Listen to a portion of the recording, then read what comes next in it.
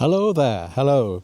Right, today is about sulfur, the science of sulfur. And this is going to be a serious clip, a bit like my clip on magnesium, that wonderful metabolic oil that makes us metabolize, helps us to metabolize. And that was an impressive clip, because I look at it and think, wow, I'm learning stuff just listening to myself. Well, let's hope I do the same here. Now, if you've got an inflamed nerve, an angry nerve, I'm calling it, you need to listen, because I'm going to explain how sulfur has a therapeutic role here. I should say a pathway. Now, a pathway is something that takes you from being dead to being alive. A zombie, get the pathway, and you become human again. And if you have several pathways, you may do all that much better. Now, I'm being silly, of course, but you know, when you've had a stroke and you feel like a zombie and everyone says, "Oh, you look wonderful, you look so much better," you know inside that there's still a long way to go. Anyway, this pathway, I'm going to call it, to get from A to B, is I think it's going to be helpful for people even who haven't had a stroke. So I'm going to start by talking about 5 things. Let's see if I can remember them. Schwann cells. Then there's going to be a bit about B1, vitamin B1, basically. What has that got to do with sulfur? We're going to find out. Then there's going to be a bit about the electrophysiological part of our body, how signals are sent. That's electrically that happens. Then we're going to talk about something called DMSO. Fascinating topic, that. And then we're going to end with the diet and what things give us sulfur. And a little bonus tip at the end. So here we go with Schwann cells. Schwann cells. Now, what's an amino acid? Well, did you ever play with Lego? So an amino acid, let's call it 20 Lego bricks that are all different from another. These are the 20 essential amino acids. And by putting these Lego bricks together, you can build incredibly complex shapes and things that work called proteins. So amino acids make proteins. Now, what's a glial cell? Neuroglia. Well, this is brain glue.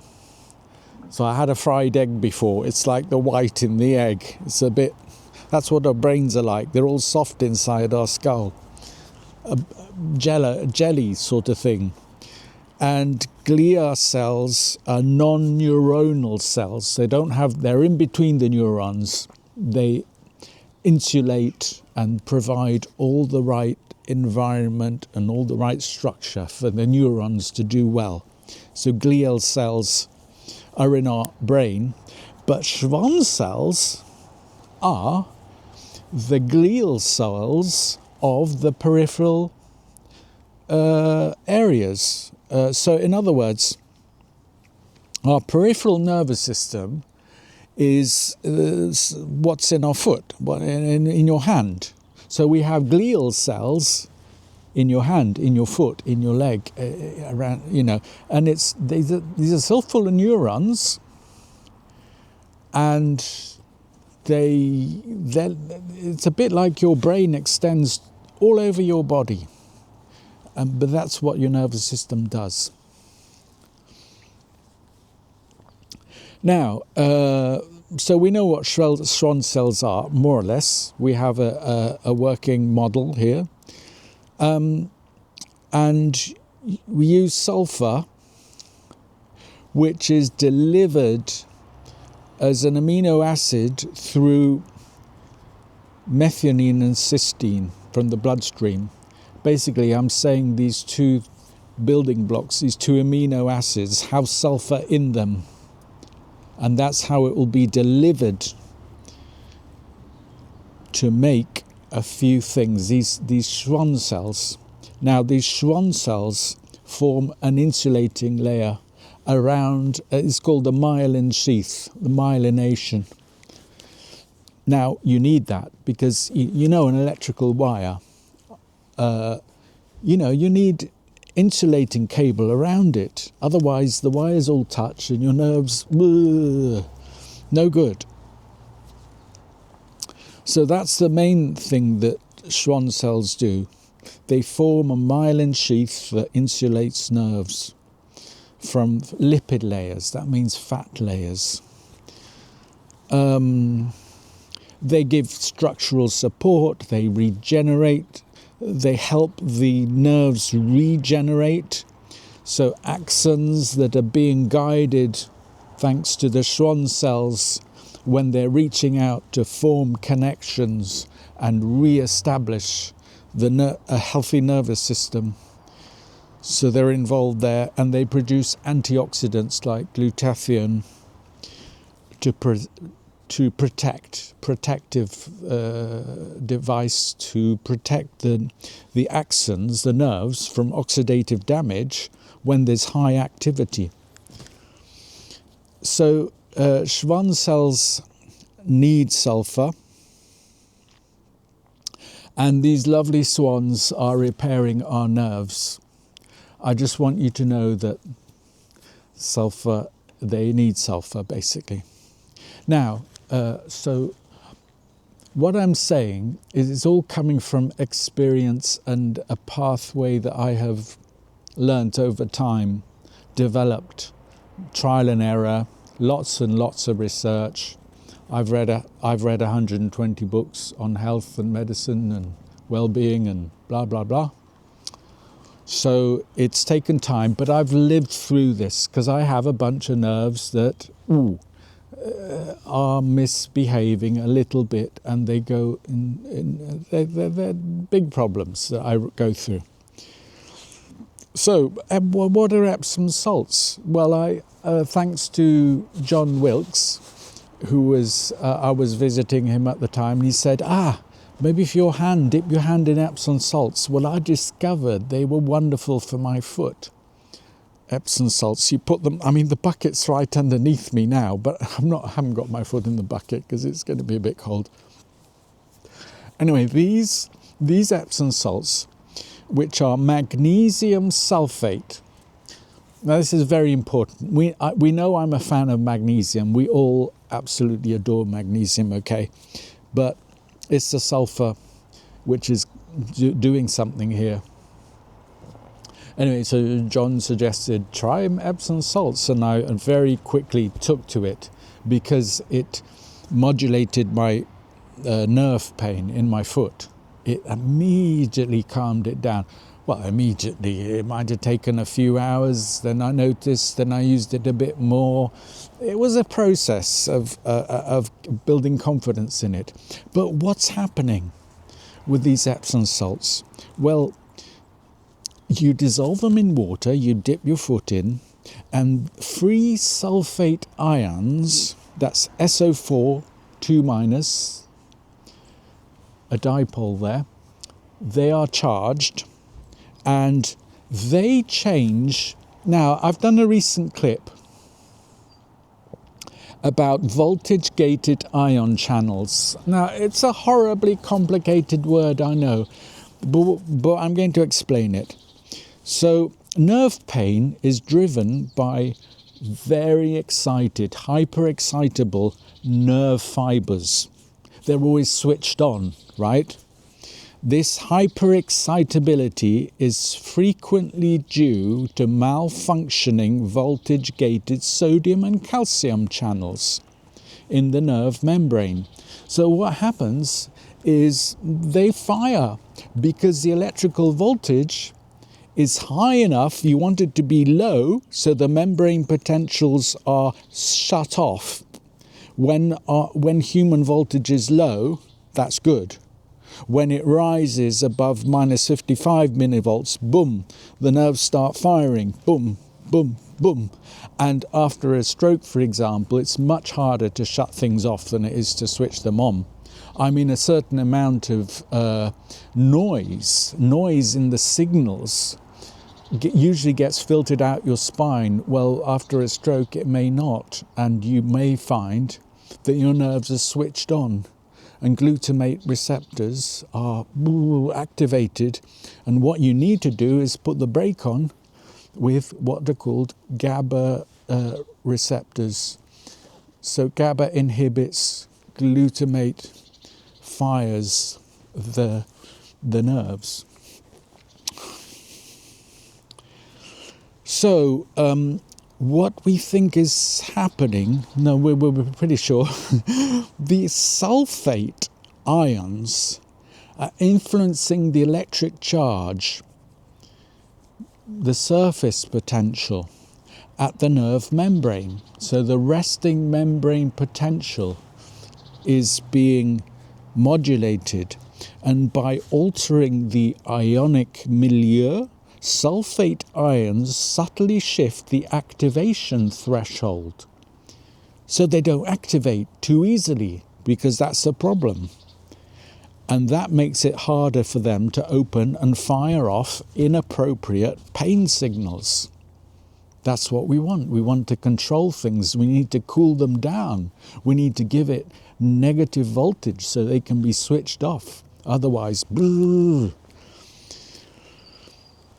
So that's the mechanism at work. The Epsom salts release sulfate ions. Sulfate ions reset. They help to lower the threshold at which the nerves will fire at activation potentials. So I know, a lot of jargon there, but hey, I'm using my hands as well. Nerves fire, you lower the potential, the membrane resting potential, they don't fire. They rest. Please, that's what we need when we have a misfiring nerve, an angry nerve. We need them to calm down. So that's what I discovered Epsom salts do. And it's a tool I can use and say, hey, time for Epsom salts. They will stop the nerve from being angry. Now, that was chapter 2, and now chapter 3 is DMSO. It's interesting. It also has sulfur in it. Dimethyl sulfoxide, DMSO. It's an organosulfur compound, and it's a byproduct of the wood pulp industry, lignin. And it has incredible properties, actually. So I use it on my foot, but you have to use, I remember the care at which I was, keep everything very clean, very pure. It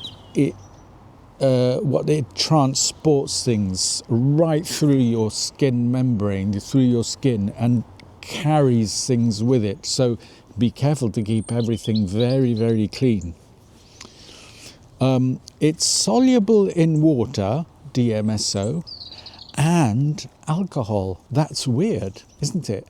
And that's why it goes straight through your skin. We absorb it. So it crosses almost all.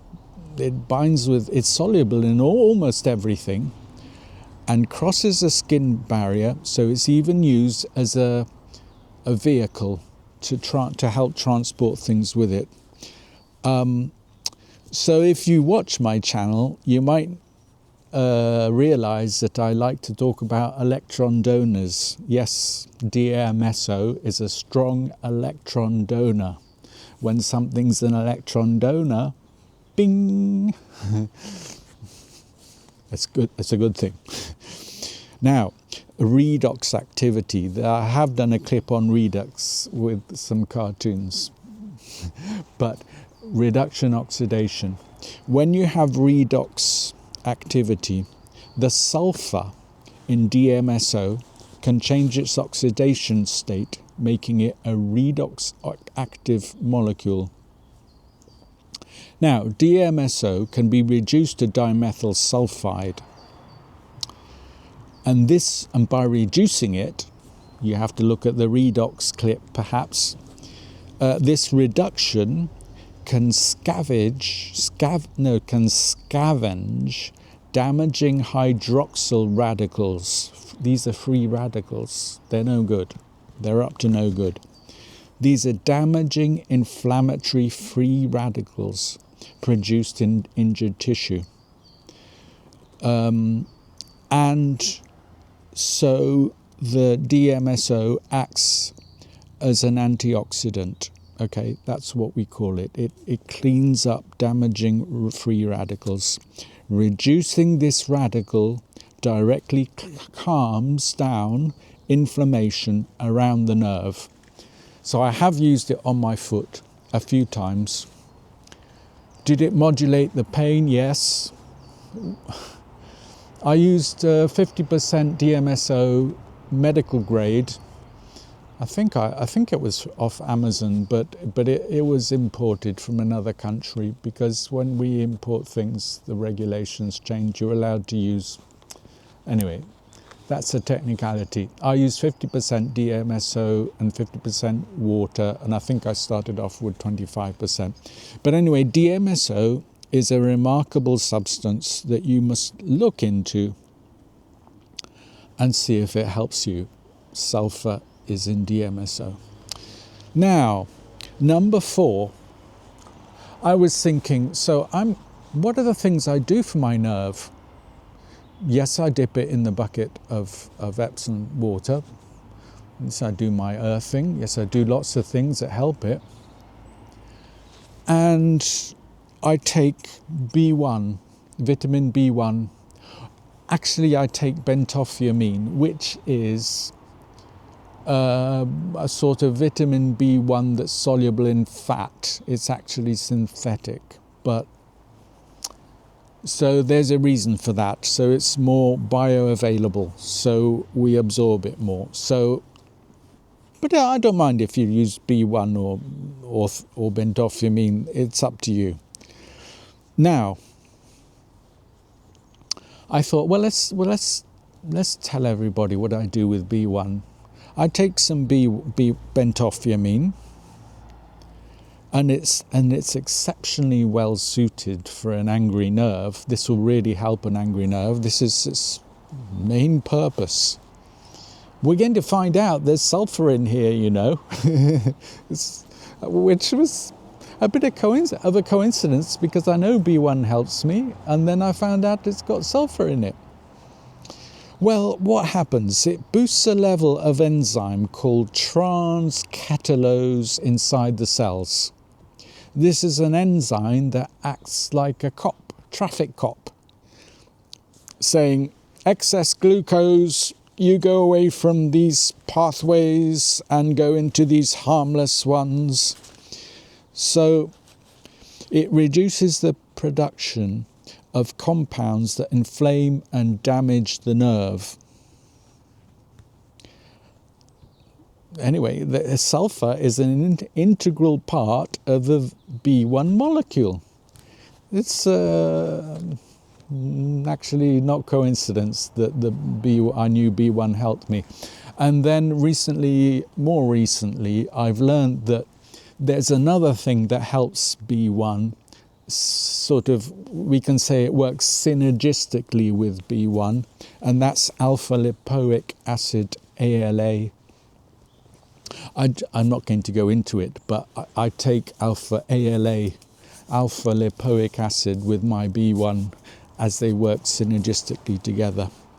Now, here's a thing you may not have thought about, but sometimes it bothers me. I get up to do a wee at night, sometimes, too often. And I think, well, I'm doing it and my bladder's not full. So not a bladder problem, I worked out. Then I worked out, well, I don't think it's a prostate problem. Why am I doing this? And now I think it can be due to a nerve problem, a nerve firing a little too often. Yes, habit, few things like that. But B1 or the bentophyamine with the ALA, it helps. It will help this nerve as well. Because when your nerves are a bit jittery, this sort of thing happens. So I'm not saying everyone who gets up in the night needs to take B1, but it's not always bladder or prostate. It might be a nerve problem, a nerve, not problem, but needs recalibration. So sulfur is really part of a B1 molecule, and it's built into its functional engine. So bentophyamine is a synthetic derivative of the thiamine molecule. It's a synthetic version, basically, of B1, but it retains the essential sulfur-containing thiazole ring.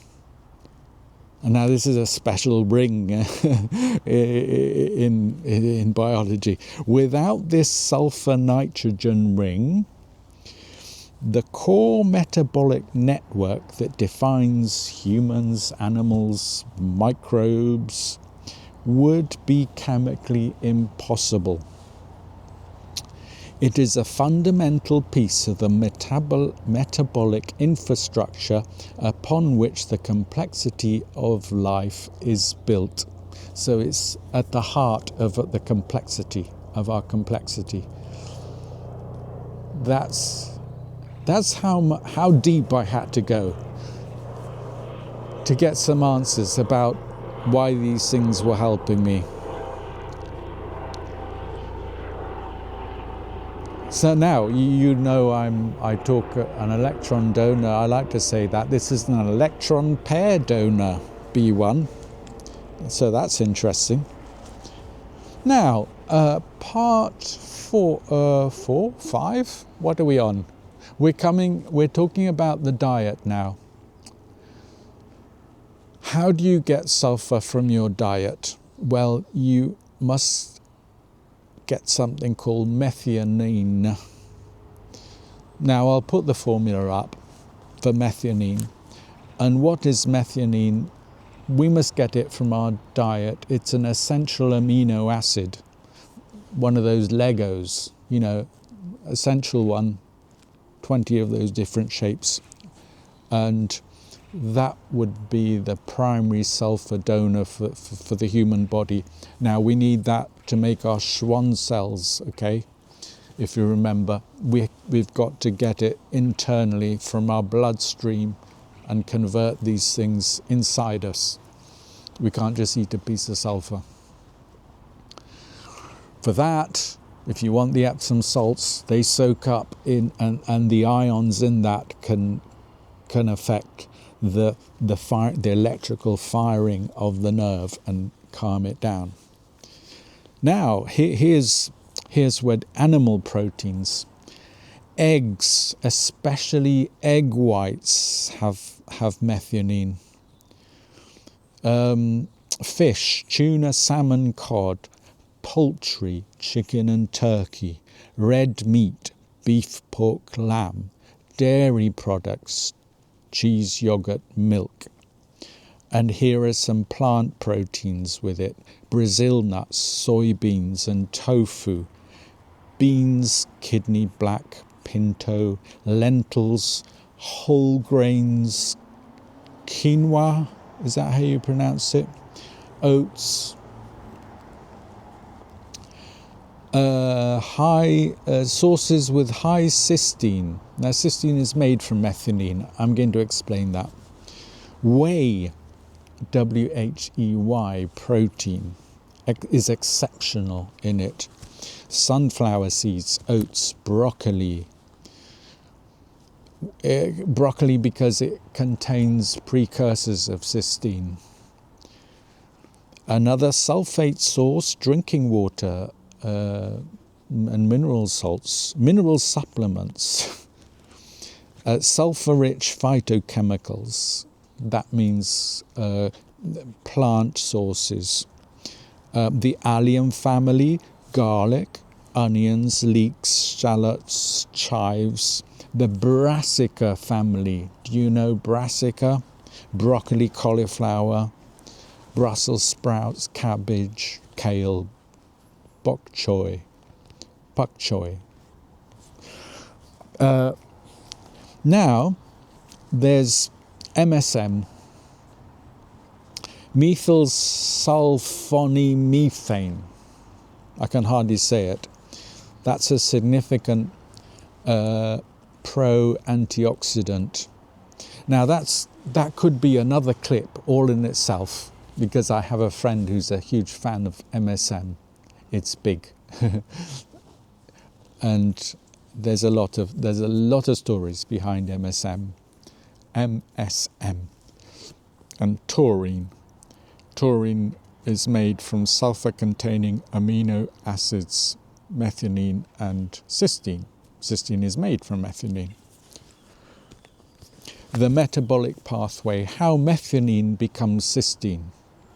This is the key to understanding sulfur metabolism. Dietary methionine is activated to, I can't even say this word, S-adenosylmethionine, SAM, SAM, the universal methyl donor. After donating its methyl group, SAM becomes homocysteine. Homocysteine then has two fates.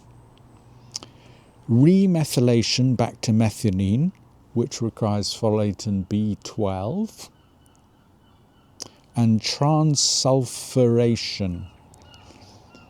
That's when methionine donates some of its sulfur, which it has on the end. I'll put the formula.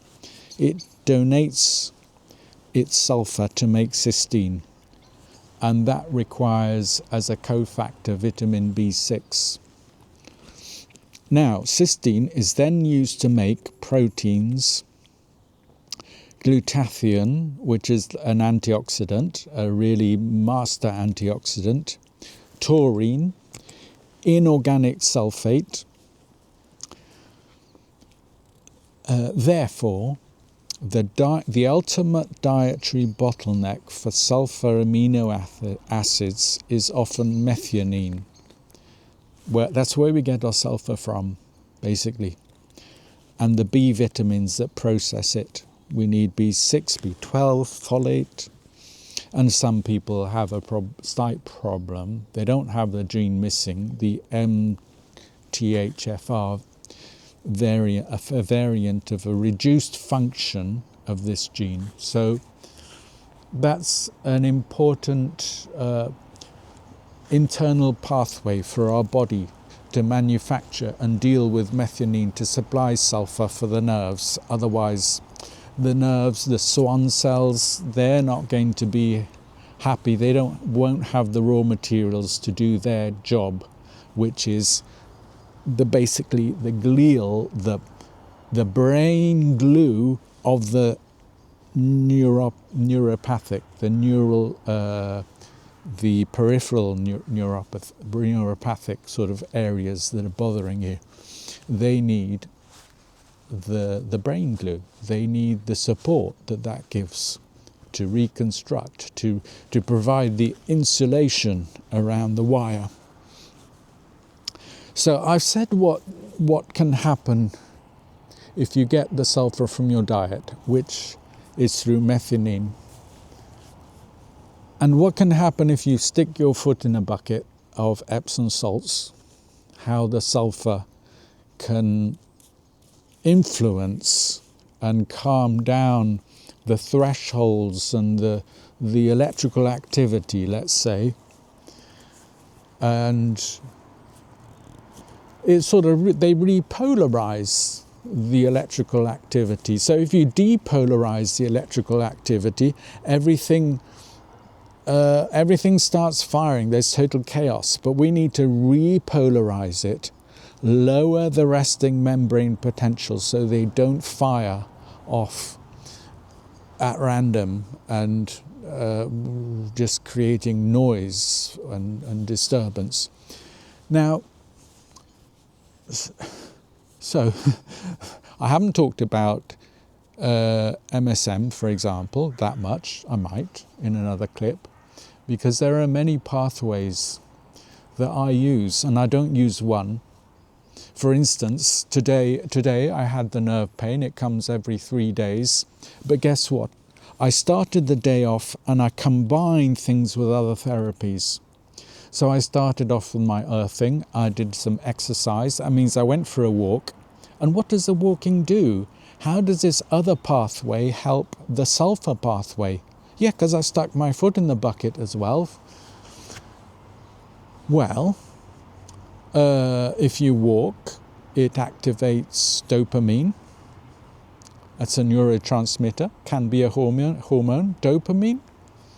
And then I activate the endogenous opiates that we produce, the endogenous cannabinoid system that we activate to blunt receptors, which means to blunt pain signals. And when you start walking, you concentrate on the balance, on the receptors, on using your foot, and it becomes more functional, and the body has ways to shut down pain because it needs to use that foot. So it does shut down the pain through these pathways called, with the dopamine, etc., the opioids, the cannabinoids. Now, I was curious. I've been taking iodine, and I thought, wow, I feel like, how does iodine help? Does it help even? Has that got anything to do with it? Is it another pathway that is totally independent for my well-being? No. Iodine helps, not in a direct way that you might think, but a well-functioning thyroid gland. Wow, we do need that to produce, okay, it's called the sodium-potassium pump, and we have them all over our body. So especially in the heart, in the kidneys, in the brain, our body's full of these little pumps, and the thyroid will help you to produce more of them. Now these are pumps that drive the electrical environment. You have potassium and sodium going in and out of membranes, and charges being healthy charges, negative charges being accrued. So what I'm saying is that you can look at my channel and you see, wow, this is a pathway because I have an angry nerve, I need this. And guess what? You can combine the different pathways that I come up with, put them together. Iodine for the thyroid, the earthing. It's all to do with electrical connection that we make, and our body runs on electricity, or all our sodium potassium pumps. That's what we are. We're electrical beings. And exercise. Then you discover the science of sulphur. Then you will discover more and more things that can be used together that relate to each other and overcome your problems. And this is what I'm trying to do, overcome my problems. So I'm living these therapies, and I do a bit of research because that will be, this is for another clip, but the research I do gives me confidence, and it's the start. It's a mental model of a pathway that forms in my head, and I start saying, wow, it's possible to modulate this pain in my foot just with common Epsom salts. And it gives me the knowledge that, wow, it's possible. There's a pathway.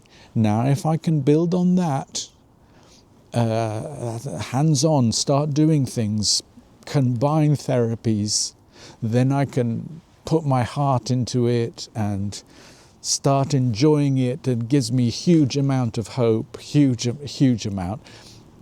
And I can imagine so many people with a nerve problem, and wow, if they could address a problem that always bothers them because a nerve has incorrect voltages, misfires, fires inappropriately, there's noise that they cannot tune out because their resting voltage is too high. So please look into my earthing clips, because there's so much science behind earthing that they lower the resting membrane potentials and the nerves will not fire, or they'll fire less. Or have you ever heard of the technique of marginal gains, right? You make a little gain here, little improvement there, little improvement here, a little bit of Epsom salt there, a little bit of iodine, made that there, and I did a bit of grounding. Oh, and the exercise really helped too. And suddenly you've made little marginal gains here, there, everywhere, and you think, wow, I am on the rise. So that's it. I hope I made some sense today. I know it got a bit technical. Believe me, it could get a lot more technical. I'm not going to do that. Just enjoy your new knowledge and try to make something of it, and try to think about things that you read about. Think about how they work. Think about your problems. What's going on? What does it got to do? And then you can start your path, your pathway to success. Cheerio. Bye-bye.